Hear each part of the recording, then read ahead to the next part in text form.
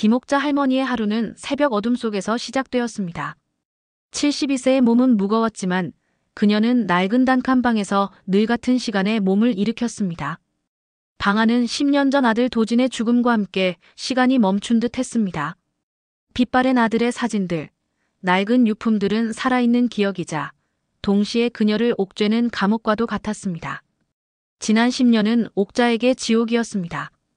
웃음도 눈물도 말라버린 삶 속에서 밤마다 아들은 환영처럼 찾아와 무언가를 말하려 애썼고 옥자는 아들을 지켜주지 못했다는 자책감에 시달렸습니다. 세상은 아들 도진의 죽음을 사업 실패 후 불의의 사고라 종결했지만 옥자 할머니는 단 한 번도 그 말을 믿지 않았습니다.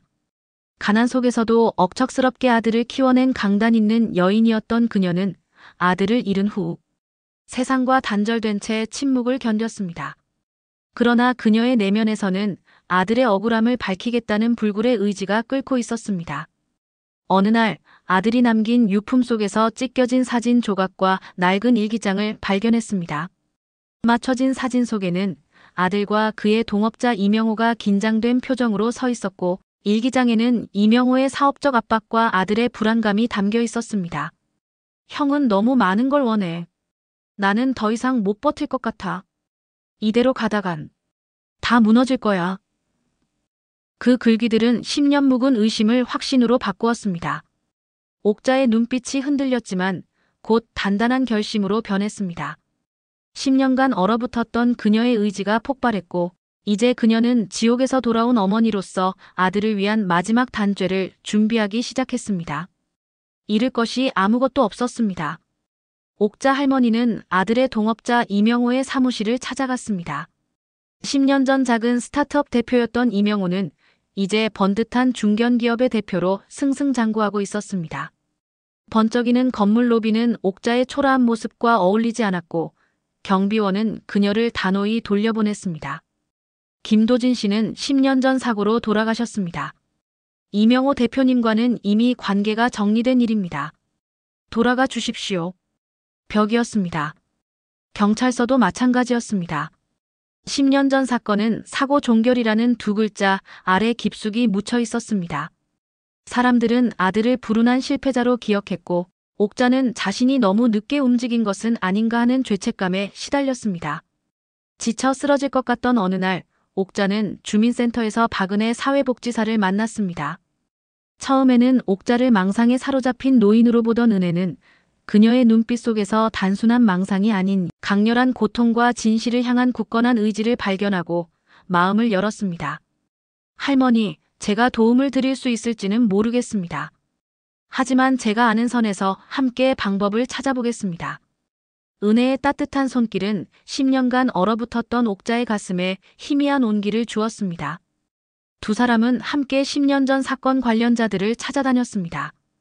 그러나 이명호의 영향력 아래에 있는 이들은 대부분 침묵하거나 말을 아꼈습니다. 이명호 측 변호사로부터 법적 대응 경고가 날아왔고 은혜마저 상사로부터 압력을 받기 시작했습니다. 옥자의 마음은 다시 무너져 내렸습니다.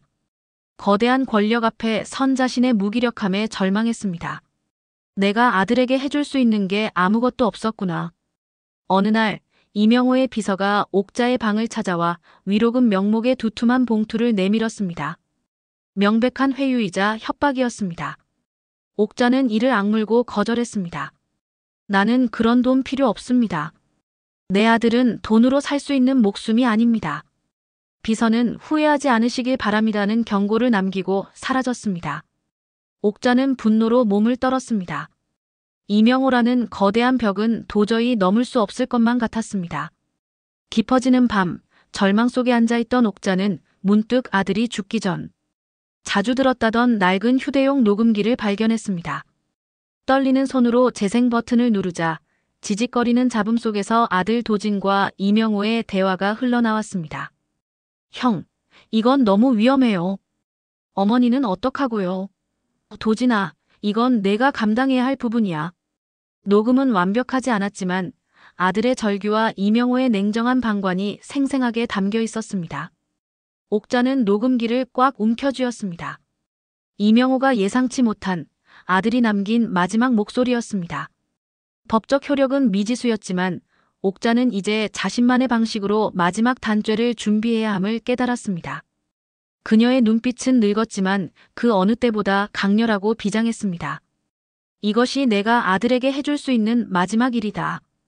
옥자는 녹음기를 들고 은혜를 찾아갔습니다. 은혜는 녹음의 법적 한계에도 불구하고 그 속에 담긴 어머니의 고통과 아들의 절규에 깊이 공감했습니다. 할머니, 혼자 짊어지려 하지 마세요. 이 목소리에는 힘이 있습니다. 사람들의 마음에 닿을 수 있는 힘이요. 은혜는 인권 변호사 단체와 탐사보도 전문 기자들과 접촉했습니다. 녹음 파일은 전문적인 복원 과정을 거쳐 이명호의 비윤리적인 태도와 책임, 회피 정황이 더욱 명확히 드러났습니다. 옥자는 언론인들 앞에서 10년간 가슴에 묻어두었던 아들의 사연을 담담하게 풀어냈습니다. 그녀의 용기와 진정성은 언론인들의 마음을 움직였습니다. 할머니, 이 이야기는 꼭 세상에 알려야 합니다. 저희가 할머니의 목소리를 세상에 전하겠습니다. 옥자는 고개를 숙였습니다. 그녀의 마음속에서는 오랜 침묵의 껍질이 깨지고 새로운 희망의 빛이 스며드는 듯 했습니다. 은혜는 옥자의 손을 잡으며 미소 지었습니다. 할머니, 이제 시작입니다. 혼자가 아닙니다. 이명호는 언론의 접촉에 강력히 반발하며 명예훼손 소송을 불사하겠다고 위협했습니다. 그러나 옥자는 더 이상 흔들리지 않았습니다. 10년 동안 겪은 지옥에 비하면 이명호의 위협은 아무것도 아니었습니다. 그녀는 이미 가장 소중한 것을 잃었기 때문입니다. 옥자와 은혜, 그리고 몇몇 용기 있는 언론인들은 이명호가 참석하는 한 기업의 사회공헌 행사를 마지막 단죄의 무대로 삼기로 했습니다. 옥자는 직감했습니다. 이곳이 바로 내가 아들을 위한 마지막 단죄를 내릴 무대다. 행사 당일, 옥자 할머니는 곱게 빗은 머리에 낡았지만 깨끗한 한복을 입었습니다. 거울에 비친 그녀의 모습은 늙었지만 그 어느 때보다 단단하고 비장했습니다. 박 선생님, 이제는 괜찮습니다. 떨리는 것보다 아들에게 해줄 수 있는 마지막 일이라고 생각하니 마음이 오히려 고요해집니다. 은혜는 옥자의 손을 잡고 그녀의 굳건한 의지를 응원했습니다. 화려한 행사장, 이명호가 연단에 올라 위선적인 연설을 하고 있었습니다. 그의 연설이 끝나고 질의응답 시간이 시작되려 할 때 옥자 할머니는 깊은 숨을 내쉬고 연단을 향해 천천히 발걸음을 옮겼습니다. 주변의 시선이 그녀에게 집중되었고 은혜와 기자들이 움직이며 카메라 플래시가 터졌습니다. 옥자는 마침내 마이크를 잡았습니다. 저는 김도진의 어미입니다. 장내가 순간 얼어붙었고 이명호의 얼굴에서 미소가 사라졌습니다. 내 아들은 10년 전 이명호 대표와 함께 사업을 했습니다. 그리고 불의의 사고로 죽었습니다. 그러나 그것은 사고가 아니었습니다. 내 아들은 죽기 전까지 고통받았습니다. 옥자의 목소리는 낮고 차분했지만 10년 묵은 슬픔과 분노가 응축되어 있었습니다. 은혜가 녹음기를 스피커에 연결하자 아들 도진의 절규 섞인 목소리와 이명호의 냉혹한 음성이 행사장을 울려 퍼졌습니다. 녹음 속 이명호의 무책임한 방관이 여실히 드러났습니다. 장내는 충격과 경악으로 가득 찼고 이명호는 연단 위에서 비틀거렸습니다. 그는 모든 것을 부인하려 했지만 옥자의 단호한 눈빛과 아들의 목소리 앞에서 그의 거짓은 힘없이 무너졌습니다. 언론인들은 앞다투어 카메라 플래시를 터뜨리며 이 충격적인 진실을 담아냈습니다. 옥자의 눈에서는 10년 만에 처음으로 굵은 눈물방울이 흘러내렸습니다. 그것은 아들의 억울함을 풀어주었다는 해방감과 자신을 짓눌렀던 지옥 같은 고통으로부터 벗어날 수 있을지도 모른다는 비장한 안도감이 섞인 눈물이었습니다. 그날 이후 옥자 할머니의 마지막 단죄는 사회적으로 큰 파장을 일으켰습니다. 이명호는 결국 법적인 처벌을 피할 수 없었고 사회적으로도 철저히 매장되었습니다. 그의 견고했던 명성은 한순간에 무너져 내렸습니다. 옥자의 삶은 이전과 완전히 같지는 않았습니다. 아들이 돌아오는 것은 아니었지만 그녀의 마음속 지옥은 이제 작은 창문이 열린 듯 희미한 빛이 스며들기 시작했습니다.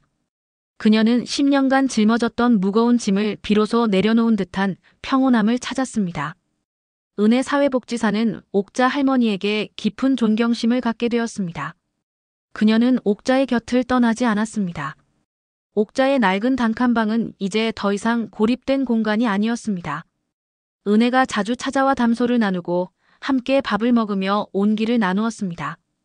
두 사람은 깊은 인간적 유대와 우정을 형성했습니다. 어느 맑은 날, 옥자 할머니는 은혜와 함께 아들의 납골 땅을 찾았습니다. 옥자는 아들의 유골함 앞에 앉아 조용히 미소 지었습니다. 도진아, 엄마는 이제 괜찮다. 너의 억울함을 조금이나마 풀어주었다. 이제 엄마도 너를 보내줄 수 있을 것 같아. 그녀의 얼굴에는 슬픔이 여전히 남아 있었지만 그 위에 고요한 평화가 깃들어 있었습니다.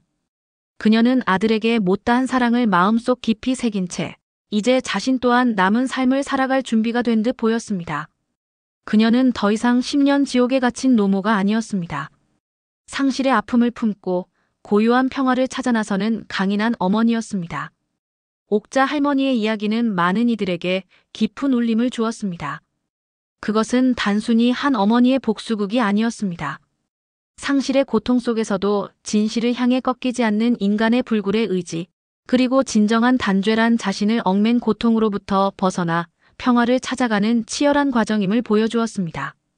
이 이야기는 비극적인 상실을 겪은 이들, 혹은 삶의 무게에 짓눌린 이들에게 절망 속에서도 희망을 찾아 나설 용기를 선사하는 아름다운 여운을 남겼습니다. 옥자의 삶은 고통을 넘어선 인간의 숭고한 정신을 보여주는 잔잔한 희망의 메시지가 되었습니다.